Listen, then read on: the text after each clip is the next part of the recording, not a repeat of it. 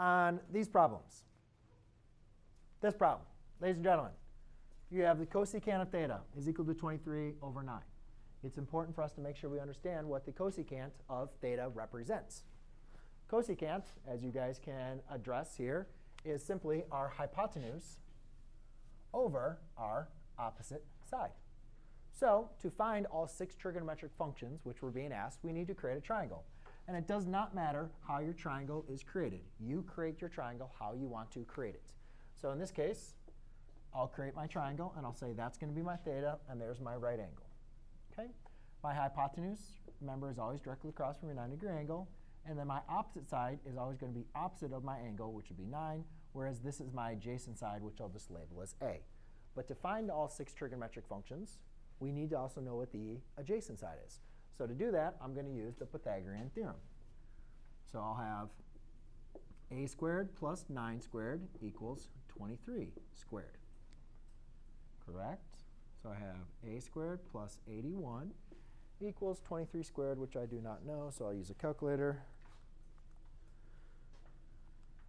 It's 529. How many? 29. 448. So I have a squared equals 448. Then I'll go ahead and take the square root of that, 448. Oh, well, not that. So therefore, a equals the square root of 448. However, I will want to always see if I can simplify that. So let's take some square numbers. 64 divides into there evenly. So a is equivalent to the square root of 64 times 7. I just randomly picked 64. But 64 is a square number, so a equals 8 times square root of 7.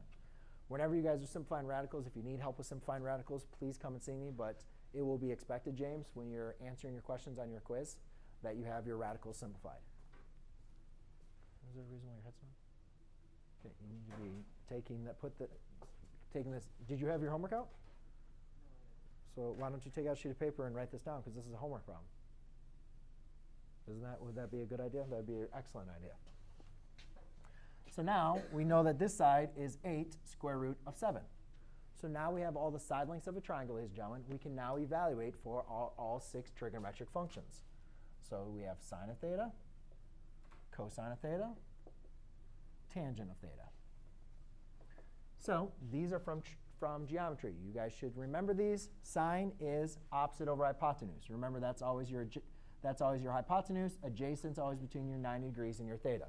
So opposite over hypotenuse, so that's 9 over 23. Cosine is adjacent over hypotenuse, so that's 8 square root of 7 over 23. Tangent is opposite over adjacent, 9 over 8 square root of 7. I'm not going to simplify these till the very, very end, and I'll explain why. It's much easier to reciprocate these without them being simplified. So now I'll move into the reciprocal functions. Cosecant is just the reciprocal of sine. Actually, we already know reciprocal.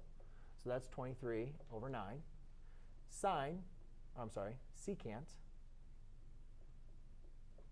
is just the reciprocal of this. So that's going to be 23 over 8 square root of 7. And then tangent, or cotangent, is 8 square root of 7 over 9. Okay? However, I will need you guys to simplify your radicals. We don't want to have any radicals in the denominator, so we're going to rationalize the denominator by multiplying by the square root of 7 on the top and the bottom. So my final answer here is 9 square root of 7. Square root of 7 times square root of 7 is just 7. 7 times 8 is going to be 56. And then I cannot simplify. Huh? Yep, and then secant, I got to rationalize the denominator. And I get 23 square root of 7 over 56. And that is how I would answer a question on my quiz, wink, wink, or a test, wink, wink.